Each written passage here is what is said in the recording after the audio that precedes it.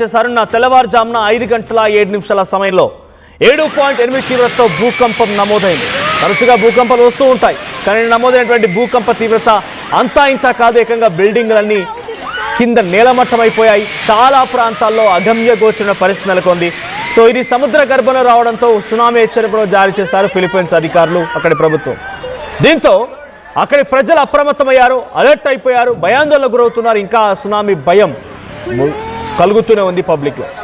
So రాకసి అలలు భయపెడుతూ ఉన్నాయి. తీర ప్రాంతాల్లో కిలోమీటర్ మేర సముద్రం ముందుకు దూసుకొచ్చింది. పలవాన్ తీరంలో 1 నుంచి 3 మీటర్ల మేర అలలు ఎగిసిపడుతూ ఉన్నాయి. ఇక ఎప్పుడు ఏం జరుగుతుందోనన్న ఆందోళనలో స్థానికులంతా ఉక్కిరిబిక్కిరిగా ఉన్నారు. ఇక భూకంపం తాటికి ఇప్పటికే 35 మంది మరణిస్తే 200 మందికి పైగా గాయాలయ్యాయి. అండ్ వేలాది కుటుంబాలు నిరాశ్రయులైపోయారు. ఇక 10,000 మందికి సురక్షిత ప్రాంతానికి తరలించారు. భవనాలు, రహదారులు, వంతెనలకి భారీ నష్టం వాటిల్లింది. 7.8 తీవ్రతతో భూకంపం నమోదైంది. జనరల్ శాంటోస్ ప్రాంతంలో కొన్ని బిల్డింగ్లన్నీ కుప్పకూలిపోయాయి. విజువల్స్ చూస్తున్నాం మనం. నిన్న తెల్లవారుజామున అక్కడి కాలమానం ప్రకారంగా 7:37 సమయానికి బిల్డింగ్లన్నీ కుప్పకూలిపోయాయి. ఆ విజువల్స్ మనం చూడవచ్చు. 7.8 తీవ్రతతో నమోదైనటువంటి ఆ భూకంపం ఒక్కసారిగా షాక్ గురి చేసింది. అందరూ కూడా ఆ తీవ్రతను ఎవరు గమనించలేకపోయారు, అంతటి తీవ్రతగా నమోదైంది. స్కూల్లో ఉన్న పిల్లలు నేలపై పడుకోవడాలు, ఆ భూమంతా అలా ఊగడాలు, తర్వాత బిల్డింగ్లు ఎక్కడెక్కడ కుప్పకూలిపోవడాలు, పలు ప్రాంతాల్లో ప్రజలంతా ఉక్కిరిబిక్కిరైపోవడాలు, నివాసాల్లో ఉన్నవారు ఉన్నట్టుగానే ఆ రకంగానే ఇబ్బంది పడిపోయి ఆ శిథిలాల కింద ప్రాణాపాయ పరిస్థితిలో కొట్టుమిట్టాడుతున్న వాళ్ళు. ఎయిర్పోర్ట్లో కూడా, ఫిలిప్పైన్స్ ఎయిర్పోర్ట్లో కూడా ఇదే రకమైన భయానకమైన పరిస్థితి నెలకొన్నాయి. ఫిలిప్పైన్స్ ఎయిర్పోర్ట్లో కూడా భయాందోళన రేకెత్తించే విధంగా పరిస్థితి నెలకొని అక్కడ పైన ఆ స్లాబ్ అంతా ఊడి పడిపోలాలు, తర్వాత ఒక విపత్కర పరిస్థితి అయితే ఉంది. చాలా భయంకరమైనటువంటి భూకంపంగానే అక్కడ ప్రజలు అభివర్ణిస్తున్నారు. ఈ భూకంపం తాలూకు సునామీ హెచ్చరికలు కూడా జారీ చేశారు. ఇప్పటికీ ఇంకా సునామీ హెచ్చరికలు కొనసాగుతూనే ఉన్నాయి. 1 నుంచి 3 మీటర్ల ఎత్తు వరకు అల్ల ఎగిసి పడుతూ ఉన్నాయి. మరోవైపు అటు సముద్రం కూడా సుమారుగా కిలోమీటర్ మేర ముందుకు దూసుకొచ్చింది. సో 35 మంది చనిపోతే 200 మందికి గాయాలయ్యాయి. కొన్ని వేలాది మంది నిరాశ్రయులు అయిపోయారు. బిల్డింగ్స్ కొలాప్స్ అయిపోయాయి, రెస్టారెంట్స్ కొలాప్స్ అయిపోయాయి, schools, colleges, banks, airport, railway bridges, అనేక రకాలుగా ఫ్లైఓవర్స్ అన్నీ కూడా పూర్తిగా శిథిలావస్థలో ఉన్నట్టుగా ఇప్పుడు అవన్నీ కూడా ఒక్కసారిగా ఊగి క్రాక్స్ ఇచ్చి కొన్ని కూలిపోతే ఇంకొన్ని ఆ క్రాక్స్ ఇతరత్ర ఇబ్బందికర పరిస్థితి అయితే ఉన్నాయి. సో ల్యాండ్ స్లైడ్స్ కూడా అయ్యాయంట. సరంగని ప్రావిన్స్ దగ్గర ల్యాండ్ స్లైడింగ్ కూడా అయింది. కొండ చెర్లు విరిగిపడ్డాయి. సో పవర్ లేదు. మిడానో ప్రాంతంలో ఇన్ఫ్రాస్ట్రక్చర్ పూర్తిగా డ్యామేజ్ అయిపోయింది. సో వాల్కెనాలజీ, సిస్మాలజీ అధికారులు సునామీ హెచ్చరికలను కూడా జారీ చేశారు. కాబట్టి ఆ సునామీ హెచ్చరికల నేపథ్యంలో 10,000 మంది సామాన్య ప్రజల్ని అక్కడి నుంచి దూర ప్రాంతాలకు తరలించారు. అండ్ యాజ్ ఆఫ్ నౌ ఈ రోజుకి ఇంకా సునామీ హెచ్చరికలు కొనసాగుతూనే ఉన్నాయి. ఫిలాక్స్ అనేది Philippines institute of volcanology and seismology ఇచ్చినటువంటి ఆదేశాల మేరకు ఇంకా అక్కడ సునామీ హెచ్చరికలు కొనసాగుతూనే ఉన్నాయి. 6 కోస్టల్ లొకేషన్స్లో ఈ ఎర్త్క్వేక్ తాలూకా పర్యవసానాలు ఉన్నాయి. ఇండోనేషియా, కంబోడియా ఈ ప్రాంతాల్లో కూడా ఒక్కసారిగా భూమి వణికింది. అక్కడ కూడా ప్రకంపనలు రేకెత్తించాయి. సో ఇప్పటివరకు 130 aftershocks, more than 130 aftershocks have been recorded so far. So most of them were 6.0 and above, 6.0 కంటే అతి ఎక్కువగా ఉన్నవే. ఇక పబ్లిక్ అంతా ఏం చేస్తున్నారంటే చెట్లలోకి వెళ్ళిపోయి, అంటే అటవీ ప్రాంతం చెట్ల మధ్యలోకి వెళ్ళిపోయి అక్కడ డేరాలు వేసుకొని, తమ ఇల్లు కుప్పకూలిపోయిన వారు, ఇల్లు మొత్తం కూడా ధ్వంసమైన వారు డేరాలు వేసుకొని అక్కడే ఉంటూ, అక్కడే వండుకుంటూ అక్కడే ఉంటూ ఉన్నారు. సో ఇంకా ఈ సిచ్యువేషన్ కంట్రోల్లోకి రాలేదన్నట్టు తెలుస్తోంది. యాజ్ ఆఫ్ నౌ ఇంకా సిచ్యువేషన్ కొనసాగుతూనే ఉంది. సో ప్రజెంట్ ఎక్కడ చూసినా కూడా దాని తాలూకా పర్యవసానాలు కనబడుతున్నాయి ఫిలిప్పీన్స్లో. ఒకసారి ఆ విజువల్ చూద్దాం.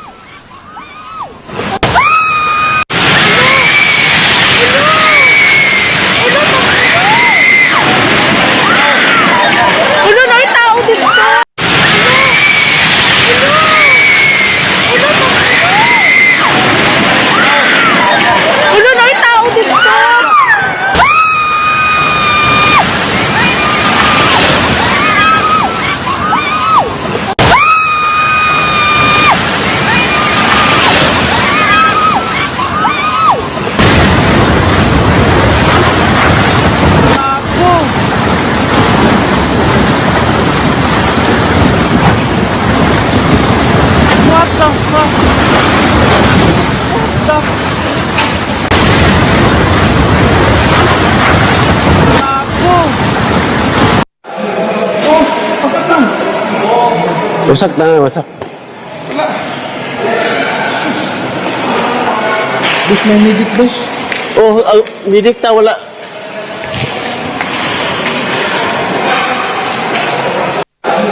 Oh, pasok lang. Wasak na.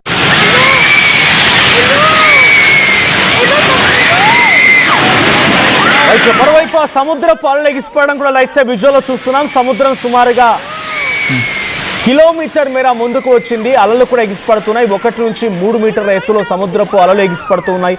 రాకసి అలలు ఎగిసిపడుతూ ఉన్నాయి. ఫిలిప్పైన్స్లో ఇంకా ఆ సునామీ సంబంధించి హెచ్చరికలు కొనసాగుతున్నాయి.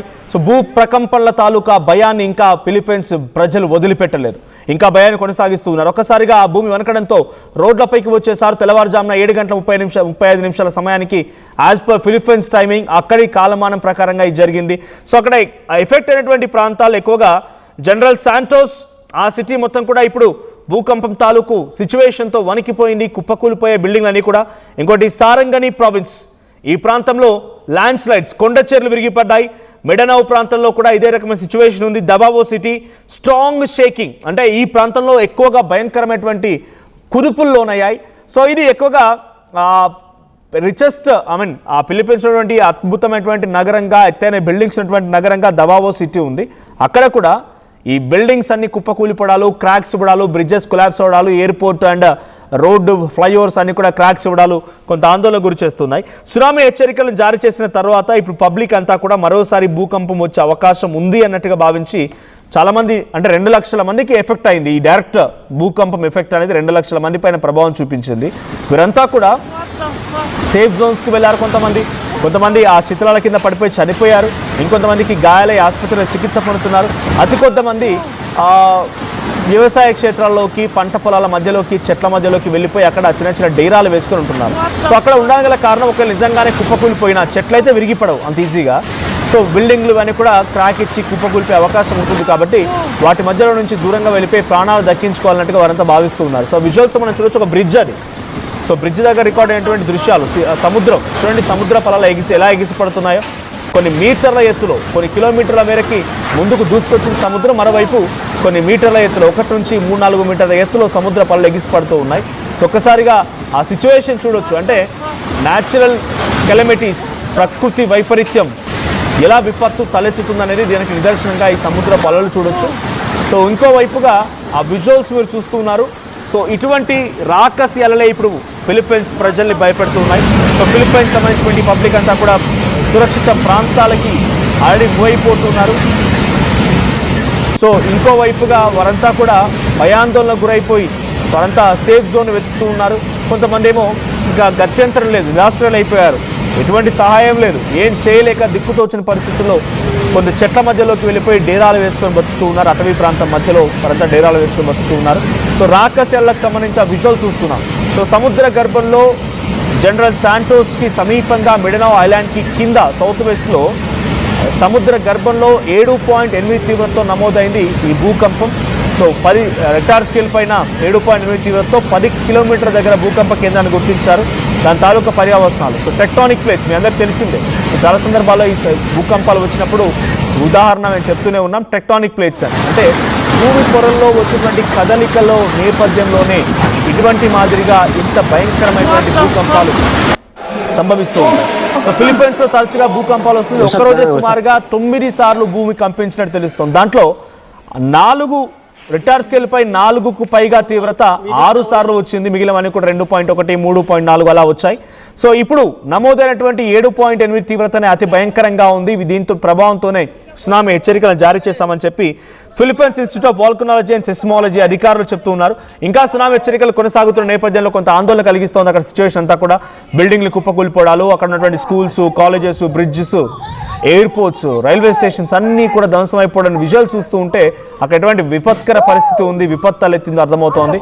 సో ప్రజల్ని అక్కడ నుంచి మొబిలైజ్ చేసే ప్రయత్నం దాదాపుగా అక్కడ పబ్లిక్ అధికారులు చేస్తూ ఉన్నప్పటికీ ఏమాత్రం ఉపయోగం లేకుండా పోయింది. ఒక రోడ్డు కొట్టుకుపోయింది. ఆ విజువల్ చూడొచ్చు మనం. బ్రిడ్జ్ అంతా కూడా కొట్టుకుపోయింది. అక్కడ నియర్ బై ఒక సముద్ర తీరానికి సమీపంగా ఉన్నటువంటి ఒక బ్రిడ్జ్ నీలమట్టం అనే కాకుండా అక్కడ నౌకలు మొత్తం కూడా నౌకలన్నీ కొట్టుకుపోతున్న విజువల్స్ మనం చూస్తూ ఉన్నాం. సో అంతటి స్థాయిలో ఒక భయానకమైనటువంటి సిచ్యువేషన్ అయితే అక్కడ నెలకొంది. సో ఆ వాటర్లో ఆ ఫ్లడ్డింగ్స్ లో మొత్తం కూడా తమ నౌకలు కొట్టుకుపోతూ ఉన్నాయి. ఆ దృశ్యాలని అక్కడ నుంచి చూసినటువంటి ఆ పబ్లిక్ అంతా కూడా చూస్తూ ఆందోళన వ్యక్తం చేస్తూ ఉన్నారు.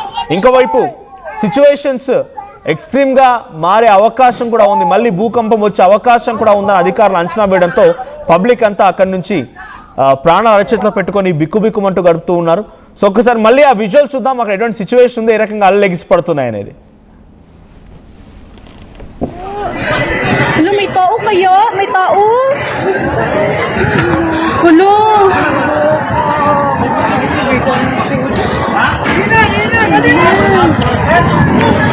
May tao?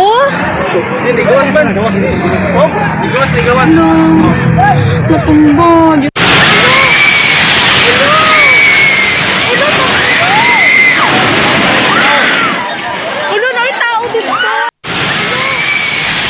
విజువల్ చూడండి, సహాయక చర్యలకు సంబంధించి ఆ విజువల్ చూస్తున్నాం మనం. అక్కడ బిల్డింగ్స్ అన్ని కుప్పకూలిపోవడంతో సహాయక చర్యల నిమిత్తం అక్కడికి వచ్చినటువంటి పబ్లిక్ రెస్క్యూ ఆఫీసర్స్ అక్కడికి వచ్చి ఆ సహాయక చర్యలు చేపడుతున్నారు. ఆ శిథిలాల కింద పడినటువంటి ఆ మృతదేహాలను వెలికి తీస్తూ ఉన్నారు. సో చాలా మంది ఆ శిథిలాల కింద పడిపోయి చనిపోయారు, మరికొంతమంది గాయాలయ్యాయి.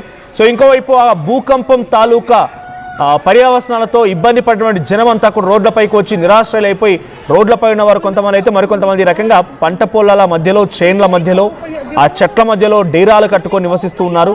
సో తమ జీవనం మొత్తం కోల్పోయింది. ఆ ఇల్లు ధ్వంసం అవడంతో సామాగ్రి ఇతరత్ర తినడానికి తిండి లేదు. అక్కడ ఉన్నటువంటి సిచ్యువేషన్ ఎక్స్ట్రీమ్గా ఉంది.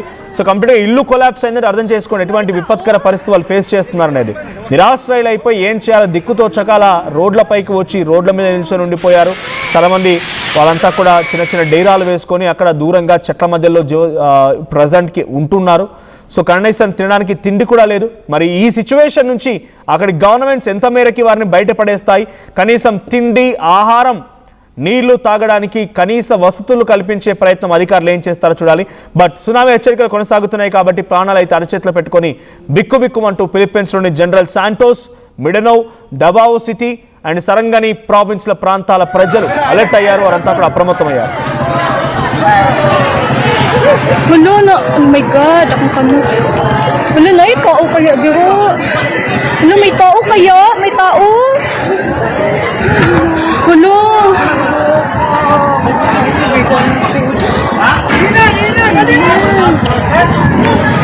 May tao? Ligawan man. Oh, ligawan. Hello? Natumbo.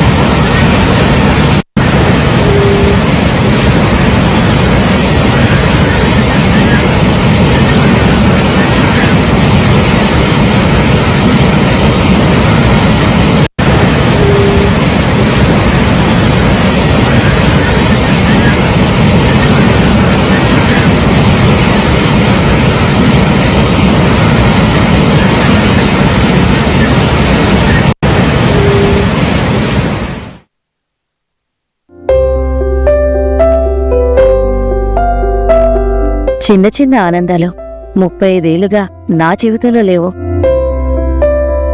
35 ఏళ్లుగా నేను డైపర్లలో బ్రతికాను. 6 సెంటీమీటర్ల ఫిస్టులా నా మూత్రాశయంలో లీక్ కారణమైంది. ఎవరూ నాకు సహాయం చేయలేకపోయారు. ఏఐఎన్యూలో వైద్యులను కలిసే వరకు అక్కడ వారు రోబోటిక్ శస్త్రచికిత్సతో నాకు పరిష్కారం ఇచ్చారు. వారు నా ఆత్మవిశ్వాసాన్ని కూడా తిరిగిచ్చారు. Precision Care makes it possible. The Center for Robotic Surgery at AINU. At KL, the expertise of the world in the palm of your hand. KL deemed to be university.